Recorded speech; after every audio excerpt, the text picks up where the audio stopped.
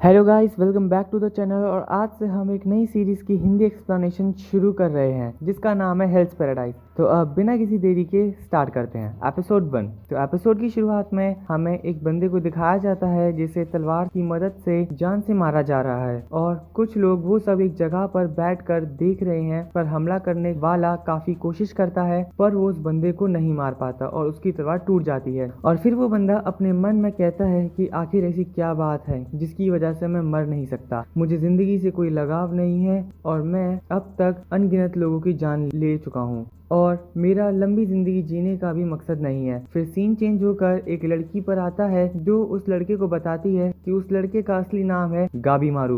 वो इवागाकुरे गांव का एक शिनोबी है और बचपन से ही गाबी मारू ने सिर्फ लोगों की जान लेना ही सीखा है। और जो ट्रेनिंग गाबी मारू ने हमेशा से की है उसमें अक्सर लोग या तो ट्रेनिंग सहन नहीं कर पाते और मर जाते हैं और जो जिंदा बचते हैं उनका शरीर एक सुपर ह्यूमन का शरीर बन जाता है। फिर वो लड़की कहती है कि तुम इवागाकुरे से हो इसलिए तुम्हारे लिए किसी की तलवार तोड़ना काफी आसान है। फिर गाबी मारू कहता है कि हाँ, मुझे निंजुत्सु का इस्तेमाल करने की भी जरूरत नहीं है। वो लड़की उसे कहती है क्या तुम मुझे निंजुत्सु दिखा सकते हो, पर गाबी मारू मना कर देता है। फिर कुछ लोग गाबी मारू को जलाकर मारने की कोशिश करते हैं पर आग कितनी भी ज्यादा क्यों ना हो गाबी मारू को कुछ नहीं होता। फिर सीन चेंज होता है और गाबी मारू कहता है कि मैं बचने की कोशिश नहीं कर रहा हूँ बल्कि मैं तो खुद चाहता हूँ कि तुम सब मुझे मार दो। फिर गाबी मारू उस लड़की से कहता है कि अगर तुम्हें दिक्कत हो रही है तो मुझे कुछ कपड़े दे दो, पर वो लड़की कहती है कि मैं सिर्फ अपना काम कर रही हूँ जो कि है तुम्हारे बारे में जानकारी इकट्ठा करना, और अब बिना समय गवाए तुम मुझे अपने बारे में बताओ। फिर गाबी मारू बताता है कि उसे नहीं पता कि उसके माँ बाप कौन थे, क्योंकि उसे ऐसा बताया जाता है कि जब वो छोटा था तब उसके माँ बाप को विलेज के चीफ ने मार डाला था, जिसकी वजह गाबी मारू को भी नहीं पता। और गाबी मारू के कोई सपने भी नहीं है क्योंकि एक शिनोबी को हमेशा के लिए बस दूसरों की जान लेना ही सिखाया जाता है। और वो पकड़ा इसलिए गया क्योंकि उसने वो गांव छोड़कर जाने की कोशिश की। वो एक काम के दौरान पकड़ा गया क्योंकि उसके साथियों ने उसे धोखा दिया, शायद से विलेज के चीफ के कहने पर, क्योंकि वहाँ का एक नियम है कि कोई भी वो जगह छोड़कर नहीं जा सकता। फिर वो लड़की उससे पूछती है कि तुम वहाँ से जाना क्यों चाहते थे। फिर सीन चेंज होता है और हमें दिखाया जाता है कि गाबी मारू को बुल्स से बांधकर मारने की तैयारी की जा रही है, पर उसे भी गाबी मारू को कुछ नहीं होता बल्कि तो उसे हिला भी नहीं पाते और खुद फंस जाते हैं एक दूसरे में। फिर वो लड़की आकर उससे कहती है कि भले ही तुम मरना चाहते हो पर ऐसा लगता है कि तुम जानकर खुद को मारने से बचा रहे हो। भला कोई क्यों ही मरना चाहेगा, आखिर ऐसी क्या बात है कि तुम्हें जिंदगी से कोई लगाव नहीं है। और सबसे जरूरी बात है कि तुम उस जगह से भागना क्यों चाहते हो, तुमने अब तक नहीं बताया। गाबी मारू कहता है कि मैं इवागाकुरे का सबसे अच्छा शिनोबी था, मैं विलेज चीफ का खास था और मैंने उनकी बेटी से शादी भी की थी, लेकिन मुझे मेरी पत्नी का बिहेवियर बिल्कुल पसंद नहीं था क्योंकि वो काफी लापरवाह थी और मेरी हर एक छोटी सी छोटी चीजें, चप्पल उतारना, दिन में एक बार प्रे करना, एक ऐसी चीजों को अपने हिसाब से कंट्रोल करना चाहती थी। और इसलिए उसने चीफ से गांव छोड़कर जाने की इजाजत मांगी और चीफ ने कहा कि ठीक है तुम जा सकते हो पर तुम्हें जाने से पहले मेरा एक काम करना होगा। पर वो चीफ की एक चाल थी गाबी मारू को पकड़वाने की, और गाबी मारू को पता था कि अगर वो वहां से बचकर भी निकल जाए तो फिर भी इवागाकुरे के लोग उसका पीछा नहीं छोड़ेंगे, इसलिए उसने हार मान ली क्योंकि उसके हिसाब से चीफ से बाहर जाने की इजाजत मांगना ही उसकी सबसे बड़ी गलती थी। फिर सीन चेंज होता है और हमें रात का एक सीन दिखाया जाता है जहाँ की एक आदमी उस लड़की को गाबी मारू के बारे में बताता होता है और वो उस लड़की को गाबी मारू से दूर रहने की सलाह देता है। और वो कहता है कि गाबी मारू को एक खोखला इंसान बुलाया जाता है क्योंकि उसके अंदर आम इंसानों की तरह भावनाएं नहीं है।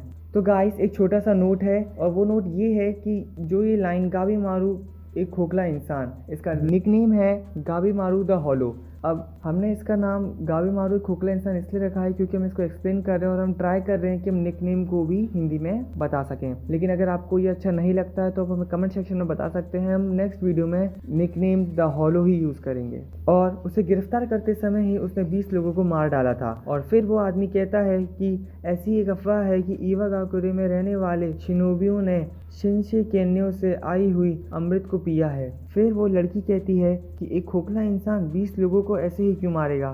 फिर सीन चेंज होकर गाबी मारू पर आता है और वो सोचता है कि वो लड़की सही है, मैं मर क्यों नहीं जाता। अब मैंने फैसला कर लिया है कि कल मैं अपनी ज़िंदगी हमेशा के लिए ख़त्म कर दूंगा।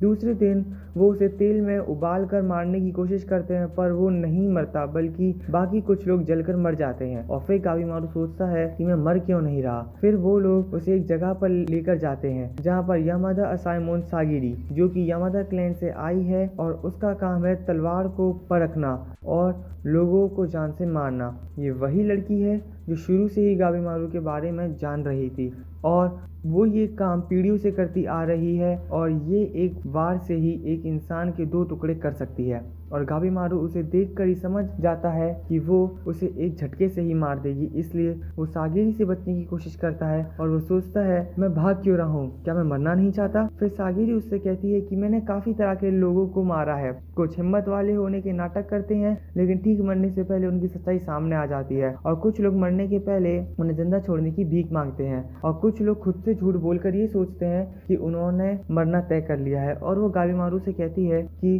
तुम में सच में खालीपन है, जो कि मुझे पता चला तुम्हारे इतिहास जानने के बाद। इस तलवार में लोगों की सच्चाई नजर आती है, लेकिन तुमने एक बार झूठ कही और वो ये है कि तुम्हें मरना है जबकि तुम अभी भी जीना चाहते हो। सच्चाई ये है कि तुम अपनी पत्नी से प्यार करते हो और वही तुम्हारे जीने की वजह है। और तभी हमें फ्लैशबैक दिखाया जाता है और हमें पता चलता है कि ये सच है।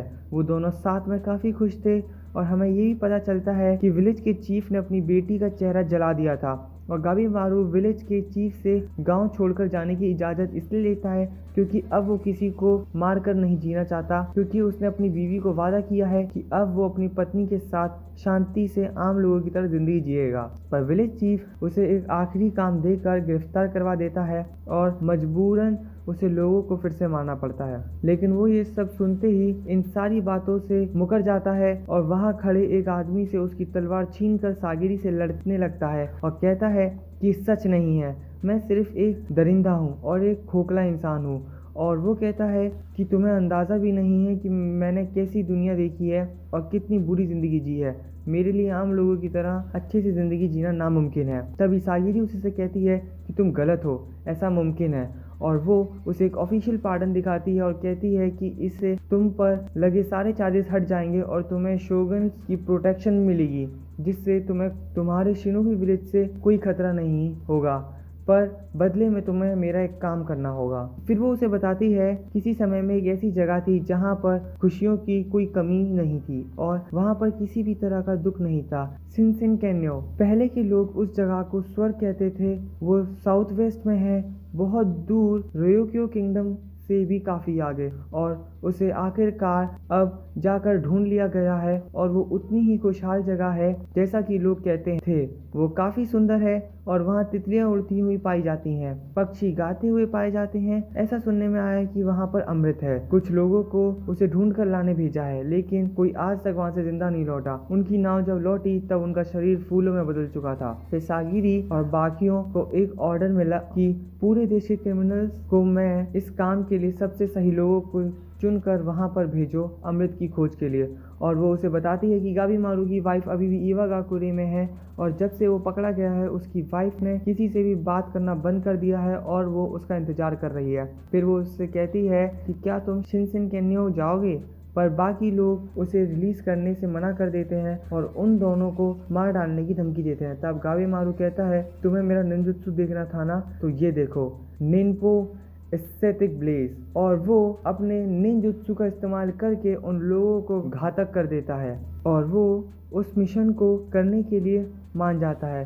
फिर सागिरी कहती है कि पहले हमें एक दूसरी जगह चलना है, और फिर वो अपने मन में सोचता है कि मैं अब अपनी बीवी के साथ एक अच्छी ज़िंदगी जीने के लिए कुछ भी करूँगा। और इसी के साथ एपिसोड ख़त्म हो जाता है। नेक्स्ट एपिसोड का एक्सप्लेनेशन काफ़ी जल्दी आएगा, मतलब सच में बहुत जल्दी आ सकता है, कुछ भी एक्सपेक्ट नहीं किया जा सकता कि कब आ जाए। और तब तक के लिए thanks for watching, see you guys in the next video.